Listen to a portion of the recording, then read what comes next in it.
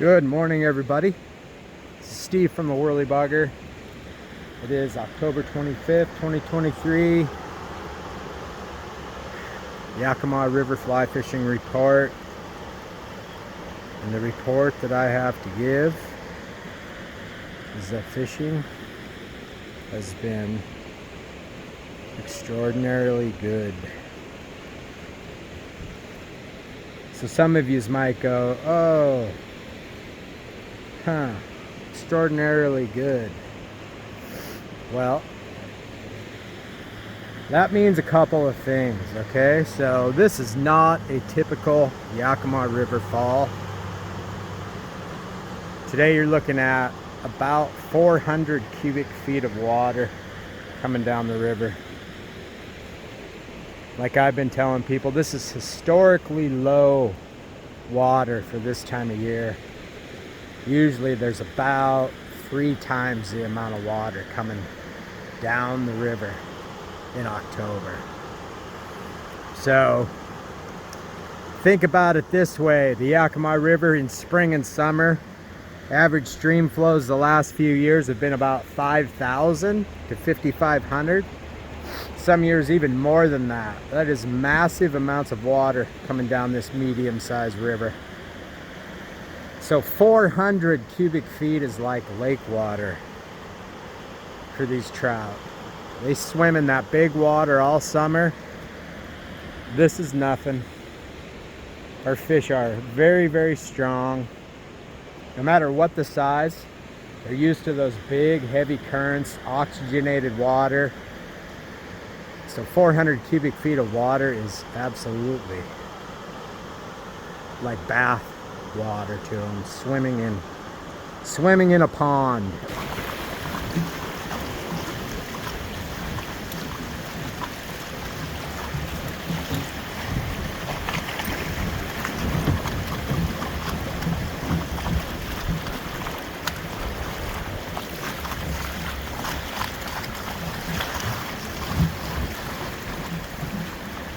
Man, so strong.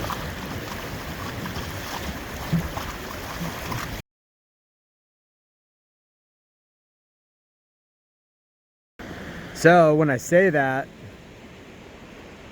low clear water, you can see just gin clear, even after our rain last night. So keep in mind, this is not a Western Washington River.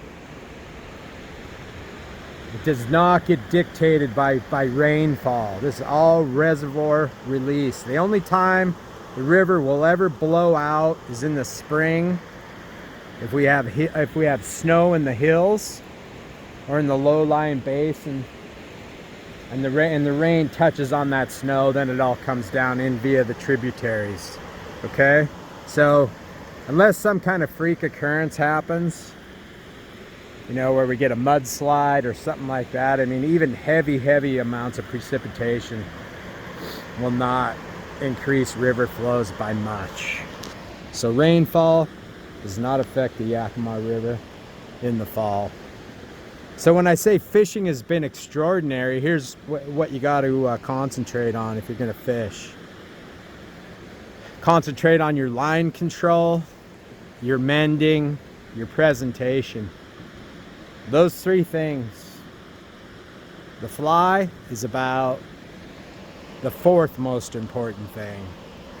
If you can get the fly over them, and the fly is dead drift for 15 to 20 feet, you'll catch lots of fish.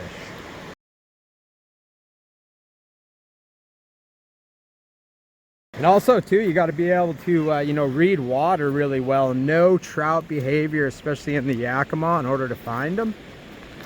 So let's take a look at one thing right now. My mentor, Mr. Tim Irish, taught me water temperature is everything. Okay, so we all need a good mentor. I was very, very fortunate to have the prodigal son, Tim Irish, the first Yakima River fly fishing guide ever, to teach me. So here's what we got. this morning. 46.9 degree temperature along the bank here. It's going to vary a little bit, not by much, in the currents. So that's at 10 o'clock in the morning with an overcast sky. So if the sun breaks out and it starts hitting the water, it doesn't take long for the water temperature to rise quickly. So again, historically low water. Once it gets up over, I seen it the other day. I took it, the water temperature here in the morning at 50 at Rinehart. By the afternoon it was 55 degrees. So that also has kind of stunted our bug hatches for sure. But today with it overcast, 46 degrees, no sun, should be awesome blueing, olive fishing around 1, 2 o'clock. So going to be a great day for fishing, whoever is blessed to be on the water today. Unfortunately, I have to work in the pro shop, just the cross I bear. But thank you again to all our friends that have kept us busy this fall, the place where we want to be the most.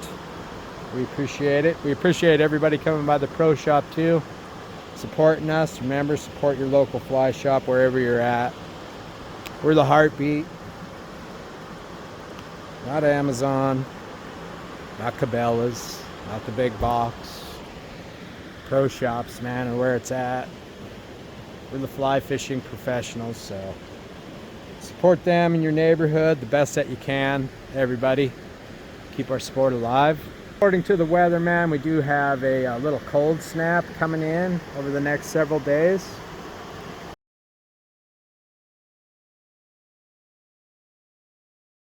Going to drop the air temperatures, nighttime and daytime highs, so you can just adjust your fishing accordingly. Again, you know, with low water, I doubt that it's going to affect the fishing much. Maybe early in the morning they'll be a little slow to get going, but once the air temperatures start to come up, fishing should get dynamite. No matter what you want to do, I mean, with low water, you can fish dry dropper, you can nymph fish, you know, even, you know, throwing streamers on a day like today.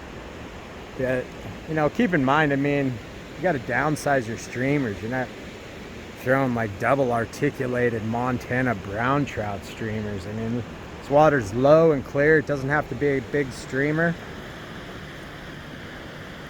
for fish to get on it. We finished up our spring Chinook spawning. The sockeye are on their tail end as well throughout the river, and now coho are entering the system. So that's going to provide some big nourishment in November as all these fish start decomposing after their spawn. So if you like to throw streamers, start tying your flesh flies, especially this year with these low water conditions. It's going to be a feast for our fish. There is some concern that we do have to think about. So with this low water and very little water in the reservoirs, we got to hope for a very good winter. Lots of snow in the Cascades, but also, you know, down on the ground level here, you know, hopefully it stays warm enough. The river won't freeze completely over like it did last winter. Like I stood here last winter in December or January, I can't remember which month it was. They all kind of run together now, but the bottom of the river here at Rinehart Park was completely frozen. So with low water, it's not going to take much to freeze a river, and that could be detrimental to our trout fishery. So Again, the people in charge, we hope you know what you're doing. The fall fishing continues. Don't you know, think just because it's getting cold that fishing has stopped. I mean, this is a Pacific Northwest sport. I mean, we live here because we want to be outdoors, just have to dress appropriately. It's like if you were skiing or snowmobiling or any other, you know, late fall, early winter sport, dress accordingly for it. You'll be comfortable. And you can see, like, even the leaves have not all completely disappeared from the river. We did have a windy day on Monday and it deposited a lot. Let's get them faced upstream here. Get some good oxygen going over them. Away he goes. But the fishing still held up and still was really good. So as those nighttime temperatures drop, we'll start getting more leaves in the river, but you just have to fish accordingly.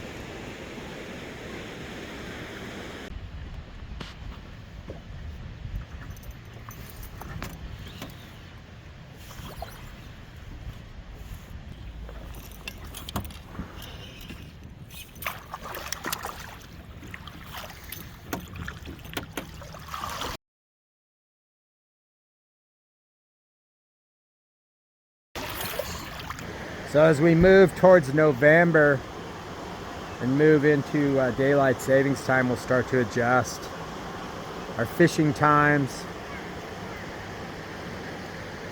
So if you want to get out, our thoughts are that we're going to see a warming trend, that we're going to, after this cold snap comes in, we're going to see it warm back up in November. It's just been too nice, too warm, unusually warm this fall. So our thoughts are that we're going to see a warming trend in November. Hopefully that happens. We can continue to fish through. It's been excellent fishing this fall. So if you have any questions, feel free to give us a call at the Pro Shop. Help you with whatever you need. Until then, everybody enjoy the rest of your week. And again, thank you very much. Appreciate everyone's support.